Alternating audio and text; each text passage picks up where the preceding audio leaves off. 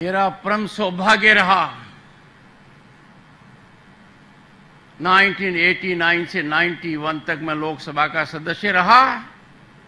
जिन बाबा साहब को हम भूल गए थे, उससे पहले की सरकारों ने याद नहीं किया कि असली रत्न, भारत रत्न बाबा साहब अंबेडकर को क्यों नहीं दिया गया। वो दिन आया, मैं लोकसभा का सदस्य था और वो दिन 31 मार्च 1990 का था। बाबा साहब को भारत रत्न से अलंकृत किया गया।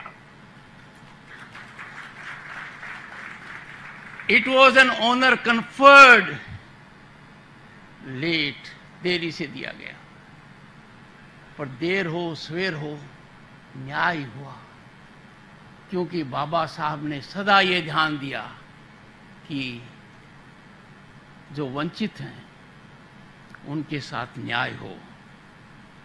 पर आप सोचिए, think about it, why it was not given before.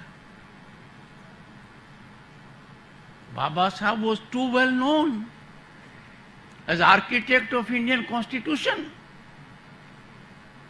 एक दूसरा महत्वपूर्ण मुद्दा जो बाबा साहब की साइकोलॉजी से जुड़ा हुआ है,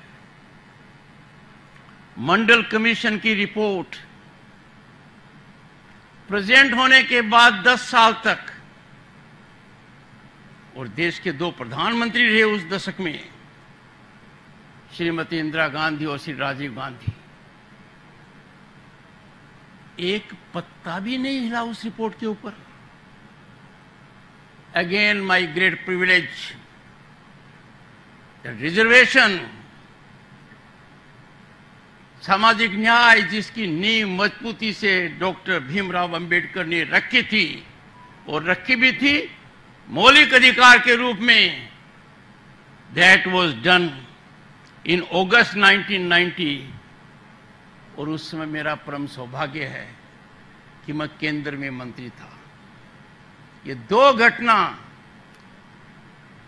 जो बाबा साहब अंबेडकर के दिल से जुड़ी हुई थी, संविधान की आत्मा के रूप में थी, मेरे को भागीदार बनने का मौका मिला। I will ever remember it in my memory.